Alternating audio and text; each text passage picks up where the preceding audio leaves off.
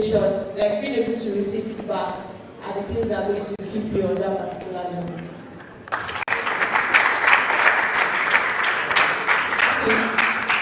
I'd like to add on something with my little non-experience, not exactly in tech, but generally with working with people.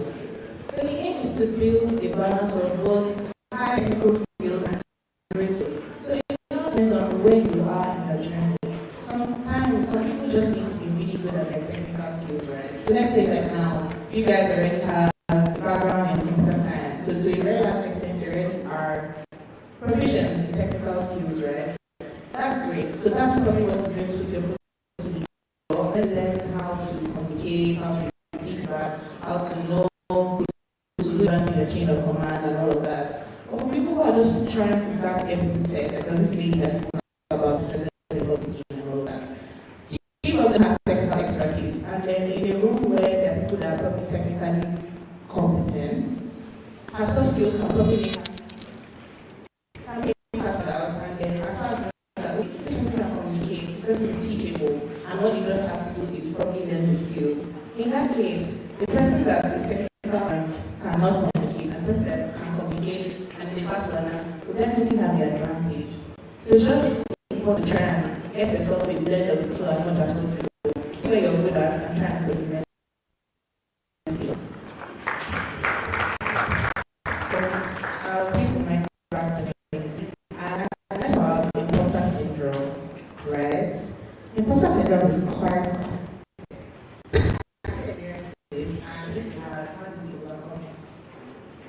Okay, the imposter syndrome question. So imposter syndrome is usually where you're in a space and you feel like an imposter and that you feel like you don't deserve to be there. Other experiences how to overcome it. So quite frankly, what I've come to realize is that you grow the most in periods or in places of pressure. Right? If you're in a role that doesn't pressure you, then you're probably in the wrong role, or you might be in a role that is low activity. The idea is any role ideally should push you. When you see the job requirement, you shouldn't have all the skills on the requirement, right? Because it's when you don't have everything you need for the role that you get there and you're forced to expand. So I actually think that imposter syndrome sometimes can be a signal that you're in the right place, because it means that you're in a place where there is a demand that is being placed on you that is currently greater than what you have. And what that means for you is that it provides a catalyst for you to expand, which is important, right? So it puts that pressure on you, which means, okay, for example, you've been put into an engineering manager role, right? You've been a great technical person, but you don't actually have leadership skills, and now you are now engineering manager.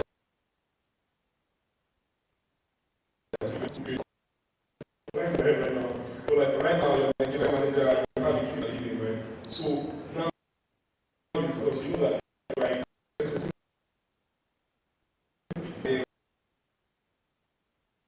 are skills, what that can do for you is it can push you, right, to take courses, have conversations, speak to other people who have had the same experience, so that that gap in your skills is now covered, right, because you have to grow to fit that gap. So I'd say that imposter syndrome isn't a thing, yes, but sometimes it can be a signal that you're in the right place, which is good for you. The other thing I've come to realize is that the truth is, everybody, to some extent, has a measure of imposter syndrome. Right? There's nobody that you see who has everything figured out, right? And if anybody thinks they have everything figured out, it's just that they don't know how much they don't know. Does that make sense?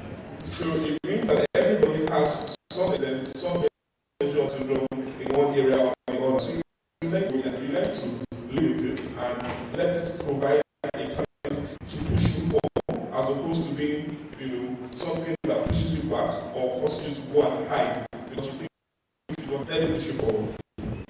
Okay, thank you so much. Well, the question has made me now think of a question generally, and it's called, how do you know whether it is you needing to skill up or it is true imposter syndrome? No, anyone can answer.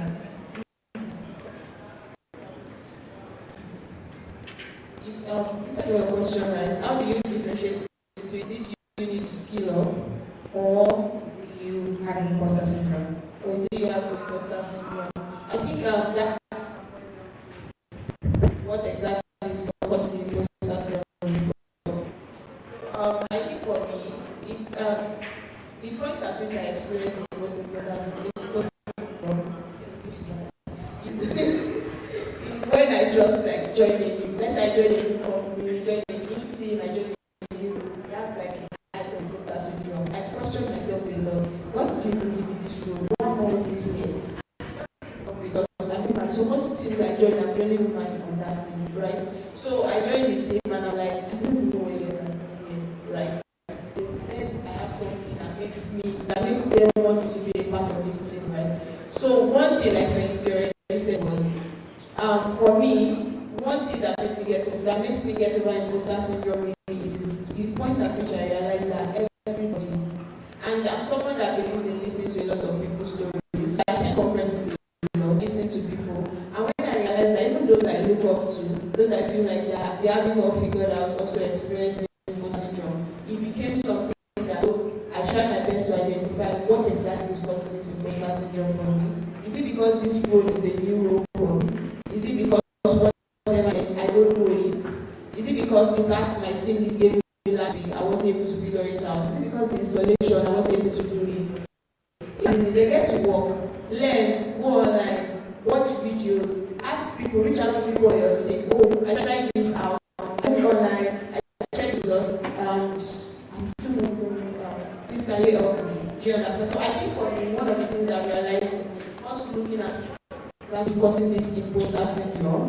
When I realized the fact that the thing, it's because we have not been able to meet up to the expectations, I've not been able to meet up to the deadline, I've not been able to carry out the task, then I go ahead and learn. So it's a learning moment for me. But I believe most things in related to imposter syndrome, it's best to figure out why exactly you are having this and just take it as an opportunity to learn. Don't let it weigh you down or let it make you feel like, let me run.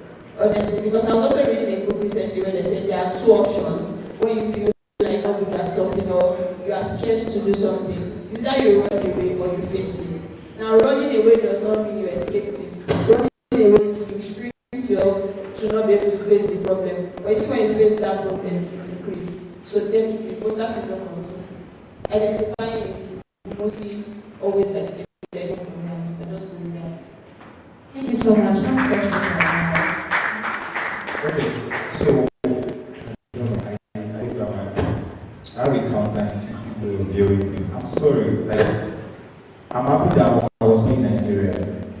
I'm happy that there's a level of discomfort in Nigeria that pushes you to be able to become better so you can achieve comfort. That's why in the US, the most elite people are Nigerians, yes or no? Because they push by getting there by big doctors, engineers, so I have a counterintuitive way of viewing stuff, right? So for imposter syndrome, it's either you are good or you are not good. You understand? First, so I know this thing, I don't know this thing. So a friend of mine always tells me that study is your ally, reading is your ally, reading is your friend.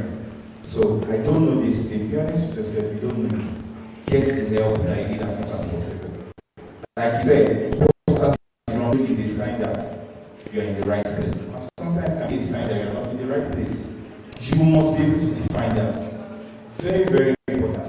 You should read a book called Ikigai. It's going to help you also to be able to define, mission, what you love, what I like to do, what the world needs.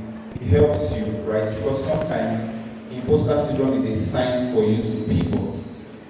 It's a sign for you to change. Imposter syndrome can be a sign for you to stay. So you must be able to differentiate it. Why am I doing this, right? So I remember I did a job one time and I think I didn't stay in that role for 3 months. Okay, for more than 3 months. And after I left the role, I asked myself some questions. So what are the things I did wrong? What are the things I did right? I figured out what are the things I did wrong. And the next role, better, right? So sometimes the question of are you good enough or you are not good enough, right? So if you are not good enough, pull you down. That means you just have a defeat mentality. You wouldn't be good enough for almost every role in life. that if you are ready, you're ready too late. It's already late if you think you are ready. See that time that you feel you are not ready is when you should jump in and learn your mistakes and make those mistakes quickly, that you are still at the bottom left, because at the top you can't make those mistakes, right? So imposter syndrome, you ask yourself the question, is it for me to pivot or for me to stay? Sometimes imposter syndrome means it's time to move on, and sometimes it can be it is time to stay. So yeah, that's just my view on that.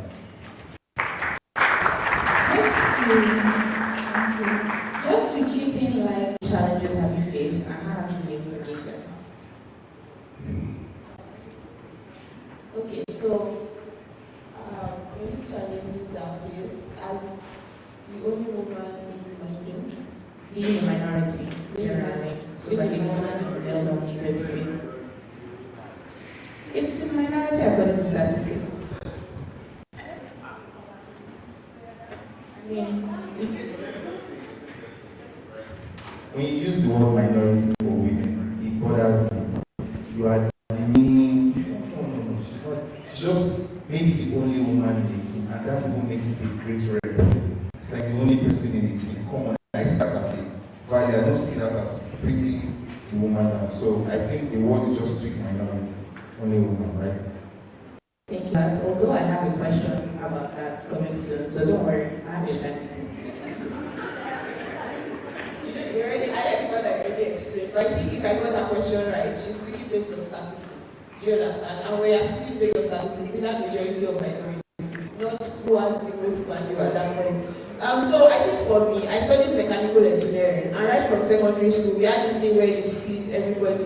We had the engineering class, we had the science class. They not for us to have like the minorities in terms of ladies in the class.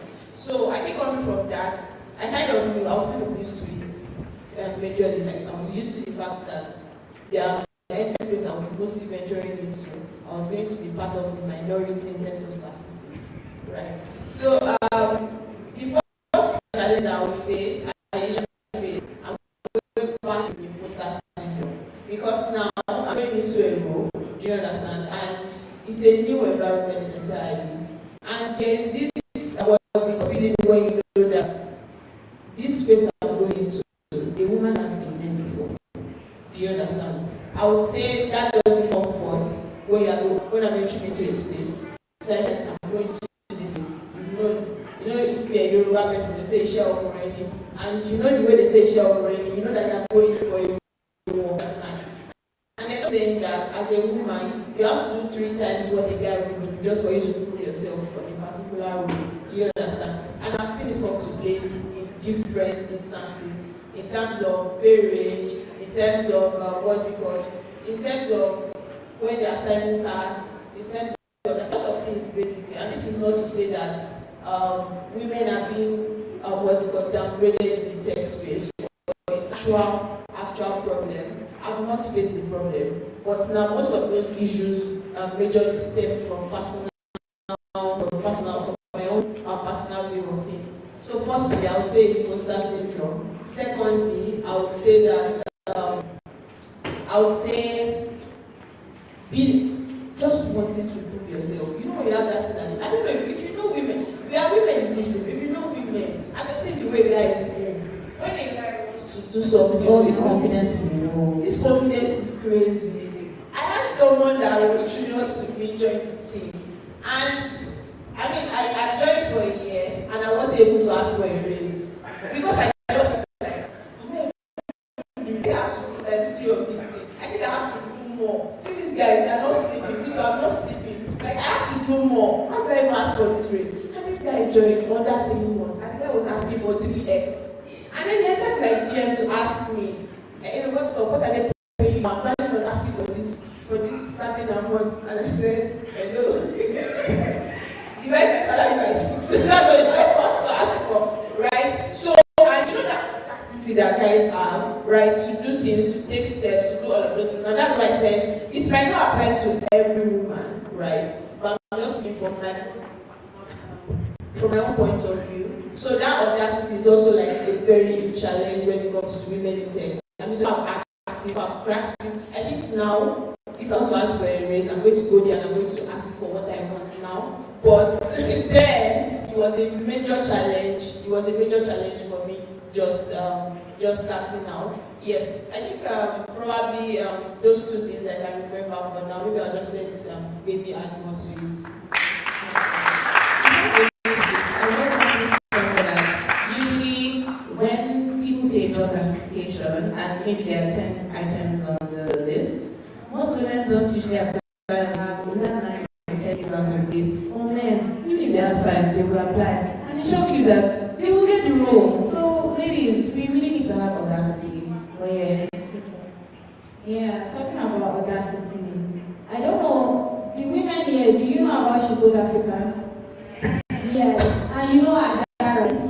Yes. So Ada was saying something, someone tweeted something about a job and they were looking for a woman in particular. They wanted a woman, right? And this guy applied. He did not put his gender, he just applied. He just applied. And then interview day came. You know, they'll select some candidates, right? And they were selected. And during the interview, they were like, oh, this job is for only women. And they were like, yes, I know. So why are you here? And do you know the crazy part? He got the girl. Yes, he got it. And then he came on Twitter to talk about it. And I had to quote it just for women to see that you can just stay there. Just stay there. So yes, women need to learn confidence, and I understand the place of not having confidence. If you don't see something as frequently as you should, you might think of it as abnormal, as too much or too high, but you just have to determine it to do it. It's not, we are not using our genitals to code, we are using our brain. Everybody has a brain, right? So with women, we need to start to encourage confidence in ourselves and in other women. The last time I was in UI, I talked about being a girl's girl. So if you're a girl, you have to learn to stand up for yourself and also learn to stand up for other women as well. Talking about minority. So we have established the fact that technology is a determining factor in our future. What each of our lives will look like 5, 10, 15 years from now is so largely dependent on technology. Do we all acknowledge that? So if it is that powerful, then the idea of measuring, how many men, how many women, the idea is based on bringing all the voices that will be affected by this thing to the table. Because whether you like it or not, if a man, if a woman, technology is going to affect the way you live, the way you work, the way you interact in the future to come. So at the core of it is just bringing everybody, bringing the men, bringing the women. And that is why you see all of this research work trying to measure the number of men in tech or the number of female-driven solutions in tech. The point is to just attain diversity in that research, attain diversity in pulling this thing forward. I don't know if you're a woman here, I don't know if you follow all of these YouTube channels that talk about women health. I saw a research recently that was talking about there's this misinformation about women health. And the reason why that misinformation existed is because whatever it is they did was based on men's data. Because at the time, it was only data for men that they had. So they just established that thing on men's data. They just gave it out to women. And they are now starting to realize that that is not correct, right? So that's the point of bringing all the voices to the table. And that's why you hear words like minority, majority, because they are trying to create that diversity. So that in the future, they will not create something that is not useful for women, or not useful for children, or not useful for Africans, or not useful for Europeans. So the aim of it is diversity, and that is where bridging the gap between the minority and majority comes in. Thank you so much. So my follow-up question is that, okay, taking it away from tech a bit, I understand that we all know that there's a lot of advocacy for women getting into more men-dominated things, and just generally improving women. in that, there has also been a bit of neglect on men. So how can we put a balance in such a way that the women are advocated for, but the men are not neglected?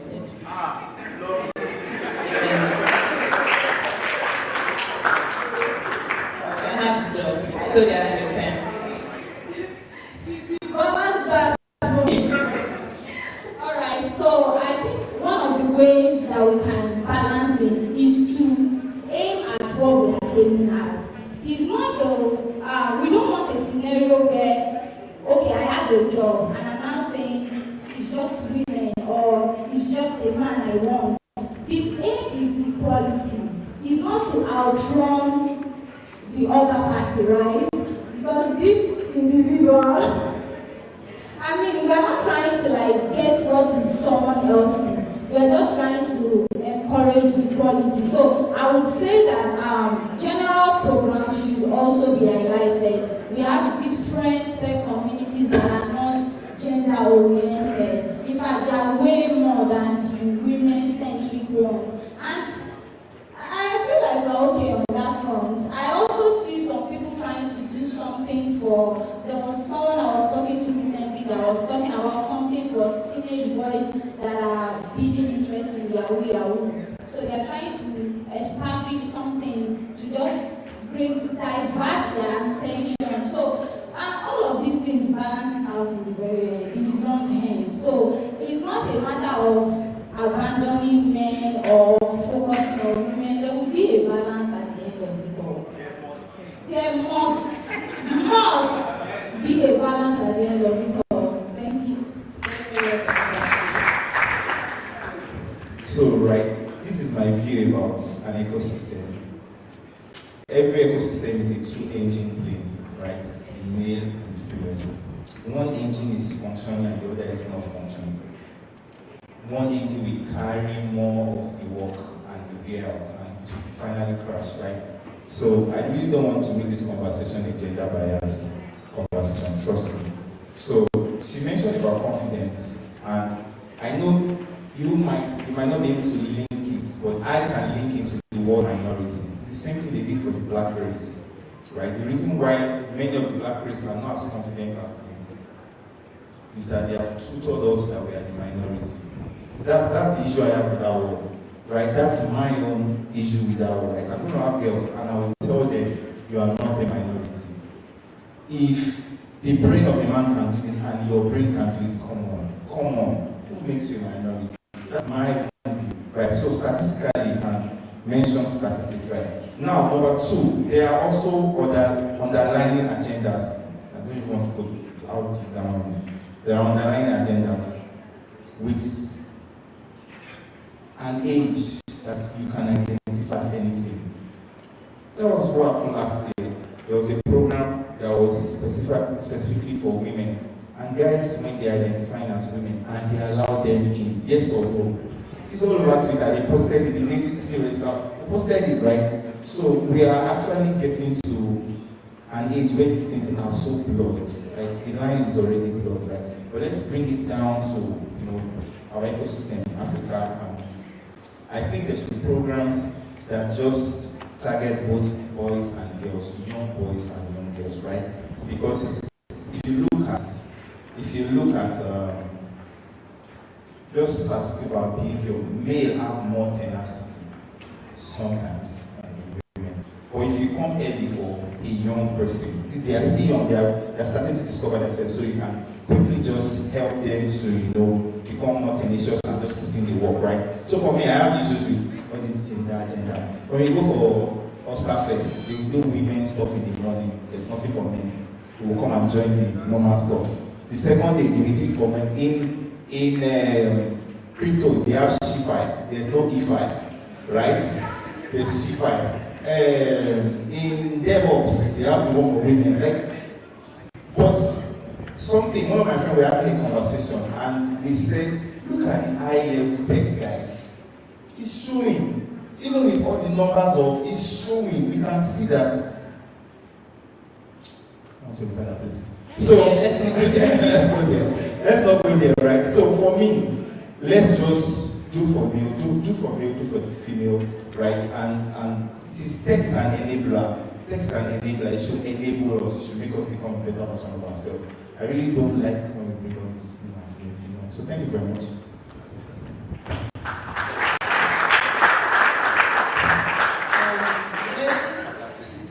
Very random. Recently, I've actually been seeing a lot of initiatives focused on just men. Recently, right? So I just want to mention is that we are looking forward to your initiative as well. So first things first, I would say one of the reasons why we have so many, like I've had this conversation with a lot of people just because me even coming into leadership spotlight or taking up leadership role started from Chicago, Africa. And that's because although I didn't have the audacity then to pick up roles in organizations that were to manage both guys and like everybody generally, seeing women lead positions here made me start from there. Do you understand? I started from Chicago, Africa, then I went on to do GDSC, and then I went on to do other communities that were general. Like that was a very good starting point for me as a lady. Do you understand? And the reason why you have things like WTF breakfasts, have you ever gone for any of those breakfasts? I mean, just pick and see the population that we have there. Very little. We had Flutter Ladies Conference a day before Flutter Buys, and if you look at the population, very